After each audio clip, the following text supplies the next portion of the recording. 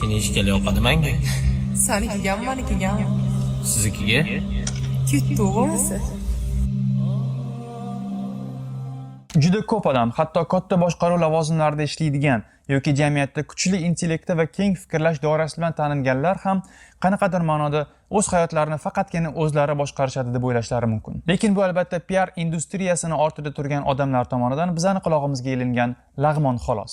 Yo'q, men hozir illuminatlar yoki massonlar haqida gapirmayapman. Men hozir hech kim rad eta olmaydigan propaganda haqida gapiryapman. Video davomida sizga bir xil fikr tez-tez kelib turishi mumkin. Bunaqa bo'lishi mumkin emas. Bu shunchaki tasodif yoki qanaqadir cho'pchak. Lekin men sizga faqatgina tarixiy faktlar va ko'zimizning oldida sodir bo'lib turgan hodisalarni keltiraman. Assalomu alaykum. Bugun do'stlar propaganda nimaligini, u orqali qanaqa qilib millionlab odamlarni o'zi bilmagan holda ma'lum bir narsaga ishontirib qo'yish mumkinligini, fundamental prinsiplarini tark etib, umuman tanib bo'lmaydigan xalqqa aylanib qolishligisi mumkinligi haqida gaplashamiz. Qanday qilib parda ortidan propaganda orqali sirli odamlar butun boshli jamiyatlarni yashash tarzini, qanaqa ovqat va kiyim tanlashini, ishlatishga tanlaydigan so'zlarni va nimaga ishonishini va hatto o'zini ma'naviyat va ma'rifat piramidasini cho'q qislaman deb o'ylagan xalqlarni fikrlash doirasini ham ma'lum bir chegarada ushlab turishga qanaqa qilib erishganligi haqida gaplashamiz inshaalloh. Yaxshilab joylashib oling. Bismillah deb boshlaymiz. Biz ular haqida umuman eshitmagan odamlar bizni boshqarishadi. Ongimizni muhrlashadi, didlarimizni shakllantirishadi va fikrlarimizni singdirishadi. Deb aytgan yuqoridagi sirli odamlardan biri Edward Bernays, marketing propagandasining otasi.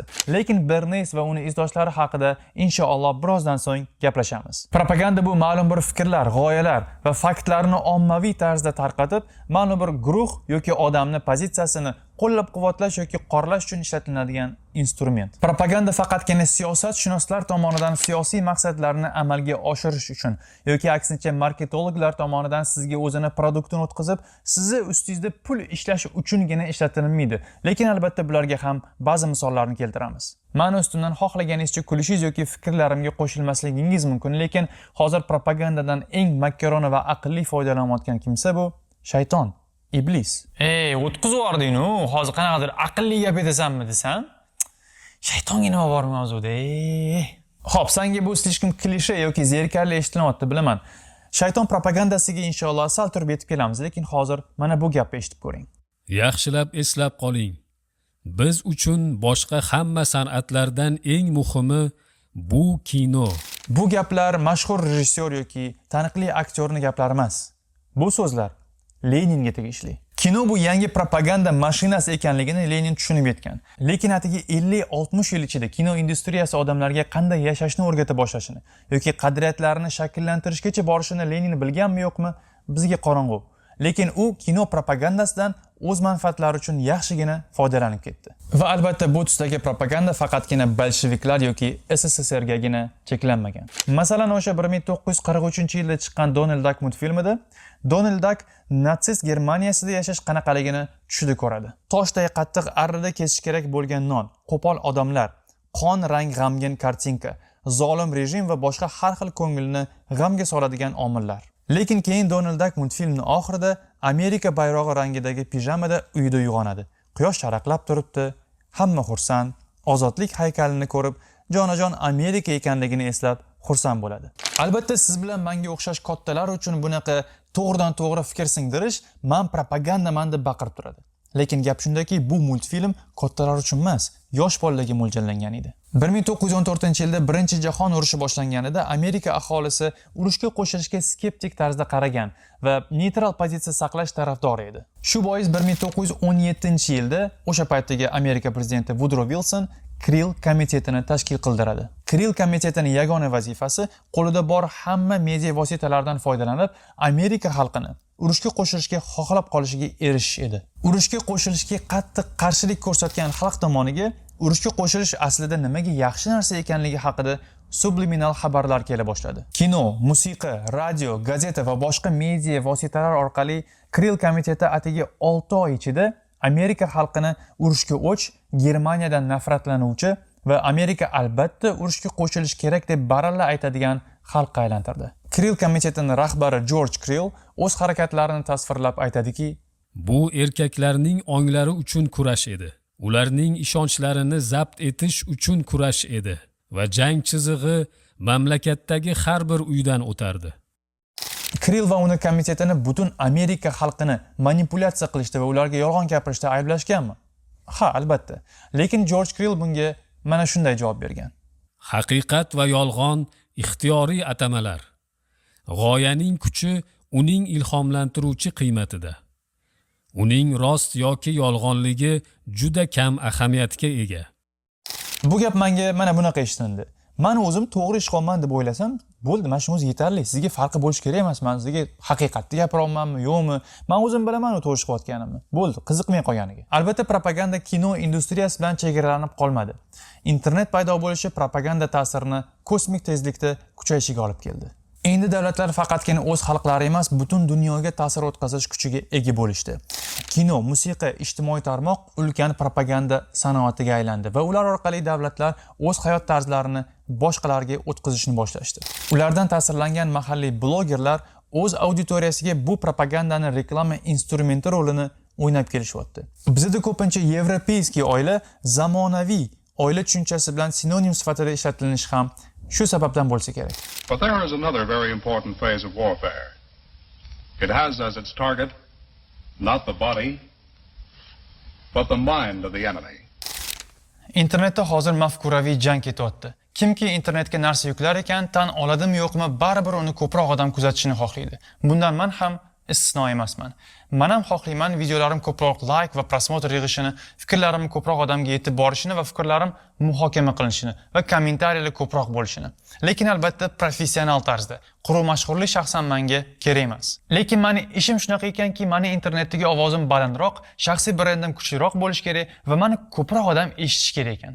Oddiy qilib aytganda men ustoz/content maker sifatida menga boshqa o'xshagan yoki umuman o'xshamagan content maker yoki blogerlar bilan sizni e'tiboringiz uchun har kuni kurash olib boraman. Buni yashirishdan ma'no yo'q deb o'ylayman. Sizni, ya'ni kuzatuvchini vaqti chegaralangan statistikaga qaraganda kuniga 18-24 yoshdagi odam taxminan YouTube'da 1,5 soat ketkazadigan bo'lsa, hamma boshqalardan yaxshiroq, qiziqarliroq, foydaliroq, dolzarbroq, ba'zida sharmandaroq yoki hatto uyatsizroq video chiqarishyapti. Nimaga? Aynan shu 1,5 soat ichiga kirib olish uchun. Hamma har xil yo'llar bilan sizga o'zini produktini o'tkazishga harakat qilyapti. Va bu jangdagi pul birligi, bu sizni ko'z nuringiz, sizni e'tiboringiz, sizni vaqtingiz va sizni fikrlashingiz. Instagram, YouTube va boshqa platformalarda siz kuzatadigan odamlar, siz ularni ko'proq kuzatishingizni va ular olg'a surayotgan g'oyaga qo'shilishingizni xohlaymiz. Biz o'zimizga qilayotgan har xil ishlarni va gaplarni har xil fikrlar bilan asoslashga va o'zimizga tutgan ma'lum bir pozitsiyani nima uchun to'g'riligini sizga ishontirishga harakat qilamiz. Chunki bir xil aytadiki, men yevropalashman, qizi har xil yevropalashganman deydi, lekin hal qiz bo'laman deb eshitasan. Idiom, anaqa qiz bo'laman. Yo'q, hali hammi dedim, 29 yo'q, hali hammi dedim. Keyin bir xil yur desa, men aytaman, anaqa nima bo'ldi desam, seks bo'lmaganman desa, bilasizmi dedim-mi? Mengacha seks bo'lmagan desa, men birinchi bo'lib nima qilaman dedim. Boring, bozorga chiqing. 350 ming so'mlik yoki 450 ming so'mlik krossovka oling. Yeting. Men arziyman. Desin. Kiyib yursin. Yirtilgunigacha kiysin, mazza qilib. O'ziga energiya oladi va ko'proq pul topadi va undan, demak 450 minglik oldimi? Demak keyingisida 900 minglik oyoq kiyim ola oladi. Mana mana shunday e'tibor bering, birinchi o'rinda dunyoni obodligini qidirgan, lekin oxirat ham esdan chiqib qolmasin demayapti Alloh. Alloh subhanahu va taolo aytayapti, birinchi o'rinda oxiratda obodligini istagin va dunyodagi nasibang ham qolib ketmasin. Va men sizlarga yetkazmoqchi bo'lgan eng muhim xabar ham shunda. Yengil dofaminga o'rgangan odam hech qachon murakkab dofamin uchun kurashmaydi. U haqiqiy hayotda boshqa raqobat qila olmaydi. U kasbiy nogiron. Unda diqqat bilan bir ishni qilish qobiliyati yo'q endi. yoki gap bilan yoki shunchaki kontent orqali. Kim agar menga kerak emas, отписка qilib tashlashdan hammasi kerak bo'lsa, men faqat o'zim uchun va meni kuzatishni xohlayotgan odamlar uchun rasmlarimni, videolarimni joylashtiraman desa, Alloh alam o'zini va boshqalarni aldayapti. Baribir hamma narsa yuklayaptimi, ko'proq odam uni kuzatishni xohlaydi. Endi videoni asosiy qismiga qadam qo'yamiz. Internetda jang ketayotganini bildik, kimlar orasidaligini ham bildik. Siz internetda kontent kuzatadigan bo'lsangiz, xohlasangiz ham, xohlamasangiz ham shu jangda qatnashyapsiz. Men ham qatnashyapman. Endi kim yutyapti deb o'ylaysiz? Har kuni kim odamlarni ko'proq e'tibor va vaqtini o'zi bilan birga olib ketyapti? Yoki savolni boshqacha bersamchi? Siz kim tarafdasiz? Siz shu chegaralangan vaqtingizni kimga ajratishni ko'proq loyiq deb topdingiz va shu yo'l bilan kimni g'alaba qozonishiga o'z hissingizni qo'shyapsiz? Bu savolga javobni o'zingiz uchun o'zingiz bilasiz. Ba'zi blogerlar bor, sizni dunyoviy ilmingizni oshirishadi. Allohim barik, bu yaxshi narsa, gap bo'lishi mumkin emas. Boshqalari bor, sizga diniy ilm beradi. Ahli ilmlar, domlalar, ustozlar ya'ni. Boshqalari bor, sizni e'tiboringizni yaxshi va manfaatli ishlarga chorlaydi. Alhamdulillah. Bir xillari bor, sizni faqatgina vaqtingizni o'g'irlaydi, saviyangizni tushiradi, fikrlashingizni toraytiradi va hatto gunohga ham chorlaydi. Bir marta qilsang otang bilan qilsan. Shu. Adama siz yaxshi ko'raman. Men ham seni yaxshi ko'raman. Ana endi yalang'och qizlarning oldiga ketdi. Dam olismi bugün? Ha, doda bolalar bilan bugun taka qizlarni olib, dachaga chiqib bir dam olib kelaylik. Charchadik odamsiz. Ming afsuslar bo'lsinki, yillar davomida g'alaba qozonib kelayotgan kontent ham aynan shu oxirgi kategoriyaga tushadi. Buni qayerdan bilamiz? Axir shuncha yaxshi va foydali kontentlar ham 100 minglab like va prosmotrlar yig'yapti-ku. Internetdagi jangda kim yutayotganini bilish uchun ozgina rasmga kengroq qarash kerak. Zoom out qilish kerak ya'ni. Hozir bilan 10-15 yil oldingi kontentni solishtiring. Oldinlari qaysidir o'g'il bola nomahram qiz bolani qo'lini ushlab turgan rasmi tarqalib ketib qolsa, internetda hech kim unga qizini bermasdi, uyalardi ya'ni. Hozir bo'lsa, bemalol qo'l ushlashib yurishadi, erkaklarni bir-biriga quchoqlashib yurishadi, subhanalloh. Ularga bir xil erkaklar qizini nafaqat beradi, balki videolariga like ham bosib qo'yishadi, subhanalloh. Qizlar esa badanini ko'rsatib, raqsga tushib, yigitlari bilan yurganini faxrlanib e'lon qilishi oddiy hol bo'lib qoldi. Mani sevasam, Sevaman. men ham seni sevaman. Eng achinarlisi, shu blogerlarning bunaqa yo'llar bilan pul topganini ko'rgan xalq ularni zamonamiz namunasi deb ko'rishadi. Mana oddiy xalq ichidan chiqib, eblab ketishdi, ko'tarilib ketishdi bo'ldi. Malatsi, gap bo'lishi mumkin emas. Bosinglar, mana hammaga ko'rsatib berishdi. Qiz bola boshiga shuncha pul topadi, malades, o'rganish kerak mana shunaqa qizlardan. Gap bo'lishi mumkin emas. O'rniy olish kerak. Xeyterlarga vobshe qaramanglar. Bosinglar, sizlar to'g'ri yo'ldasizlar. Hovlilar ko'tarildi, mashinalar olindi. Siz o'ylashingiz mumkin, ular faqatgina ko'ngilochar videolar qilishyapti-ku. O'zini videolar orqali odamlarni kayfiyatini ko'tarishyapti. Lekin bu kulgu va o'yin qaroqliklar ularni o'z kontentlari orqali qoldirayotgan ta'sirini zarrachasi xolos. Bu blogerlar o'zi bilib yoki bilmagan holda jamiyatimizning fikrlashini, yo'nalishini hal qilishyapti. Jamiyat uchun, xalq uchun yangi norma nimaligini belgilab berishyapti. Yo'q, bizning hayotimizda eng katta rolni ota-onamiz bergan tarbiya va biz yashayotgan davlatdagi o'rnatilgan qonun-qoidalar o'ynaydi deb aytishingiz mumkin va bu qisman to'g'ri. Agar siz aytgan omillar sizga kartani aralashtirib, sizga qanday karta tushishini tanlab berayotgan bo'lsa, bu kartani qanaqa tarzda o'ynashni sizga aynan shu blogerlar aytib turadi. Mana shu joyda siz uchinchi shaxs effekti degan xato fikrlashga yo'l qo'yishingiz mumkin. Nima deb o'ylaysiz? Siz internetda ko'rayotgan kontent sizni fikrlashingiz va qarorlaringizga qancha ta'sir o'tkazadi? Ikkinchi savol: reklama, propaganda, PR va bundan oldin aytib o'tilgan boshqa kontentlar ommatan boshqa odamlarga qanday ta'sir qiladi? Hoynahoy siz ham hammaga o'xshab, menga uncha ta'sir qilmaydi, lekin odamlar qo'yga o'xshab ergashib turishadi deb o'ylaysiz kerak. Siz birodar har xil yangiliklar chizib berayotgan propaganda chizig'idan tashqarida yurasiz. Sizni hamma ham musl ma'lumotlar bilan o'ziga ishontirib qo'ya olmaydi. Panikaga tushish bo'lsa, umuman sizga xos emas. Sizga reklama umuman ta'sir qilmaydi. Siz uchun o'zini produktini o'tkazmoqchi bo'layotgan blogerlarning yolg'onlari ochiq va oydin ko'rinadi. Nimaga mana shunaqa odamlar zombilashib ketyapti? Internetda ko'rgan hamma narsasiga ishonib keturishadi. Dunyoni to'xtatinglar, men tushib qolay. Uchinchi shaxs effekti mana shu. Sizga nimadir o'tkazmoqchi bo'lishganda siz o'ylaysiz, boshqalar bunga ilinadi, lekin men emas. Keyin esa pandemiya tarqaldi deganda magazinlarda tualetning bumaga, shakar va guruch tugab qoladi. Hey, odamlar kulgulikda, subhanalloh. Bu shunchaki panika-ku, propagandaga berilib keturishadi. Keyin o'ylab qolasiz, mana olib qo'ya qoling. Har ehtimolga qarshi. Men o'zi ishonmayman bu panikasiga. Shunchaki-da. mass media odamlar fikrlashini, norma deb qabul qilinadigan mezonini yillar davomida boshqarib kelyapti. Siz bilan men esa, bu endi hozir oddiy hol bo'lib qolgan-ku deb o'z fikrimizni osh bilan birga yutib yuboramiz. Hozirgi ba'zi blogerlar qizlar bilan toqqa chiqish degan tushunchani uyalmasdan ularning fikricha kulgili videolarda gapirib chiqishlari, yoshlar orasida zino qilish, ichish, chakish, qizlar bilan gaplashib yurish, qizlar esa bolalarni, endi ularni erkak deyish ham qiyin, bolalarni o'zini yigitim deb yurish holatlarini videolarda olib chiqib, bu jirkanch ishlarni odamlar ichida normallashtirishi. Sizningcha shu narsalar hozirgi norma bo'lishi oddiy qabul qilinishi kerakmi? Chunki bu ko'rinishga biz juda ham tez yetib keldik va bu yog'iga jarayon faqat tezlashadi. Xohlasangiz meni vahimachi deng, xohlasangiz propagandist. Lekin men o'zimni farzandim katta bo'lib, o'zini fikriga ega bo'ladigan vaqt kelganda yangi norma nima bo'lishidan rostdan ham vahimadaman. Siz nima deb o'ylaysiz? 10 yil ichida yangi norma nima bo'larkin? Har xil narsa bo'lishi mumkin. Balki ba'zi feministlar chiqib o'zbek qizlari bokiralik yukidan charchadi deb chiqishar. Yo'q, unaqasi o'sha bo'ldi-ya. Qizlarimiz bu yukni ko'tarishdan charchadi. Buni yuki juda ham og'ir. Va biz bu yukni ko'tarishni istamaganimiz uchun bu fikrlarimizni ochiq aytishga harakat qilyapmiz. Yoki o'g'il bolalar qiz bola sifat bo'lib video yasab chiqarmikan? Unaqasi ham bo'ldi-yu. Men kuchli ayolman. Men siqilmayman. Men baxtli ayolman.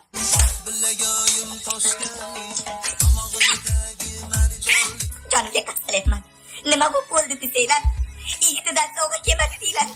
Allaqachon bechara g'arb o'ziga o'zi tilab olgan dardni biz ham o'zimizga chaqirib olmayotganmikimiz deb qo'rqadi odam. Chunki ularda ham xuddi shunaqa behayoliklardan boshlangan edi. Behayolik esa pornografiyaga, pornografiya esa sekin-sekin LGBTga olib keldi.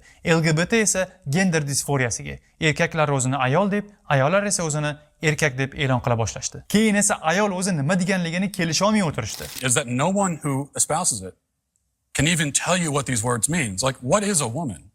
Well, can you tell me what a woman is? No, I can't. Because it's not for me to say. Womanhood looks different for everybody.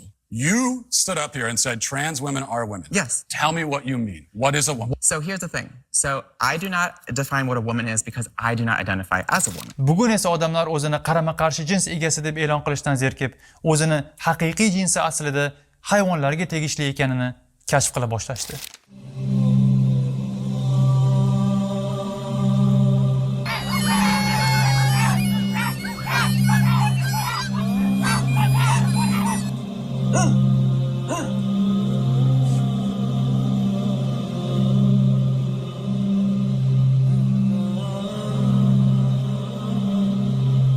Aynan shu xalq ham taxminan 100 yil oldin o'zini liberal blogerlarini ko'rib, nima vahima qilishadi odamlar, shunchaki bular zamonaviy fikrlaydi, eskicha fikrlashmaydi bular deb o'ylashgan bo'lsa kerak, Allohu a'lam. Mana birodarlar, shaytonning propagandasi va afsuski, shaytonning propaganda instrumenti hozirgi ba'zi blogerlar bo'lib qoldi. Sen buncha diniylashib ketaverasan, vahima qilmasang-chi? Mayli, keling endi 3-chi marketing propagandasi haqida gaplashamiz. Tarixda shunaqa odam bo'lganki, g'arbning va globalizatsiyadan keyin butun dunyoning juda ham ko'p odatlari, didlari, ishonchi va umuman olib qolganda yashash tarzi aynan shu odam va uning izdoshlari tomonidan singdirilgan. U odam haqida siz eshitmagansiz, lekin u yuzlab million odamlarga o'zini fikrini singdirib, propaganda qurolini o'zidan keyin meros qilib qoldirib ketdi. Bu odamning ismi Edward Bernays. Esingizda ozgina oldin Krill komiteti haqida gaplashgan edik. Amerika xalqini propaganda orqali urushga qo'shilishni xohlab qolishga majburlagan komitet. Edward Bernays bu komitetga rasmiy tarzda qo'shilmagan bo'lsa ham unga aloqadorligi bor edi. Krill komitetida urush paytida ishlatilgan siyosiy propagandadan ilhomlanib, Bernays tinchlik davrida ham shu propaganda va manipulyatsiya yo'llarini oddiy xalqda ishlatib ko'rishga qiziqib qoladi. Lekin bu safar propaganda nomi ostida emas. Bu termin allaqachon salbiy ma'nosi bilan tanilib bo'lgan edi. Uni o'rniga Bernays Public Relations qisqartirib PR terminini tanishtirdi. Keling shu PR keyslardan bir ikkitasini ko'rib chiqamiz. Bir kuni Bacon, ya'ni cho'chqa go'shtini sotuvchisi Bernaysning oldiga kelib yordam so'raydi. Sotuvlar juda ham past. Qanaqa qilibdir Amerika xalqini Bacon sotib olishga ko'ndirish kerak. Bernays nima qildi? Keling uni o'zidan eshitib ko'ramiz. We made a research. Biz izlanish qilganimizdan so'ng shuni bildikki, Amerika xalqi juda yengil nonushta qilar ekan.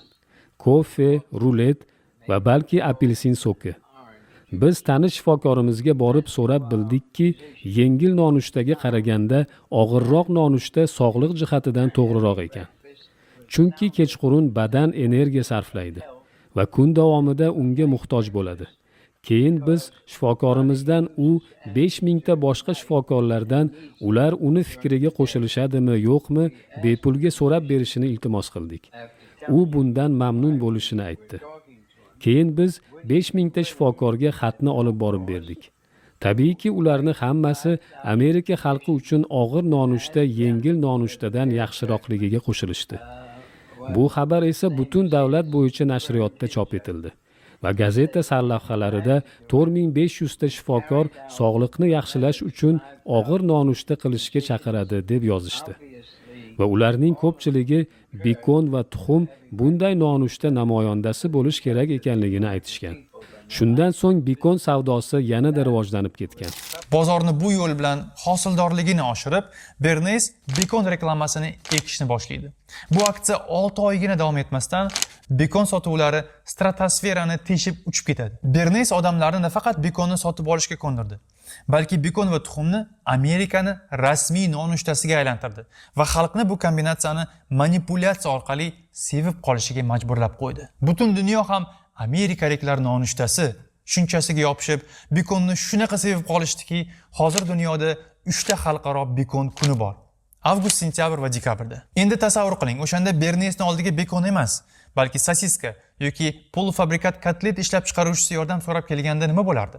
Allohu a'lam. Lekin Bernaysning keyingi propaganda yoki PR kes haqida eshitsangiz, bundan oldingilari yosh bolalarning o'yiniga o'xshab qoladi. 20-asr boshlarida amerikalik ayollar sigaret chekishi katta tabu bo'lgan.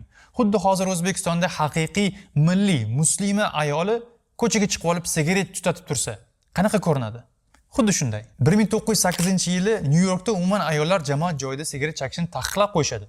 Lekin ko'p o'tmasdan 1920-yili Lucky Strike sigaret kompaniyasi tezroq ayollar segmentini ham zabt etish kerakligini tushunib yetadi. Lekin qanaqa qilib ayollarni yoppasiga chekishga majburlash mumkin? Ularning oldidagi turgan vazifa shunaqa ediki, ayollarni sigaret chekishdan qo'rqmasligi va shu qo'rqmas ayollarni ko'rgan boshqa xotin-qizlar ham chekishga qiziqib qolish kerak edi. Bu iltimos bilan Lucky Strike kompaniyasi albatta Bernaysning oldiga yordam so'rab boradi. Bernays nima qildi? O'tirib o'yladi. Xo'p, hozir jamiyatda nimalar bo'lyapti? Ayollar erkaklarning ish joylarini egallab borishyapti. Kamroq farzand ko'rishyapti. Mana ovoz berishga ham ruxsat berib qo'yishdi. Aynan shu fikrlar Bernaysni sigaretga odamlarni zaharlaydigan illat emas, balki ayollarni ozodlik mash'ali sifatida qarashga olib keldi. U bir qancha xotin-qizlarni ishga olib, o'sha paytdagi mashhur feminist ayoli Ruth Hale va uni ayollar auditoriyasi bilan kollaboratsiya qiladi. Ya'ni birga ishlaydi. Reja mana bunaqa edi. Har bitta ayolning qo'liga sigaret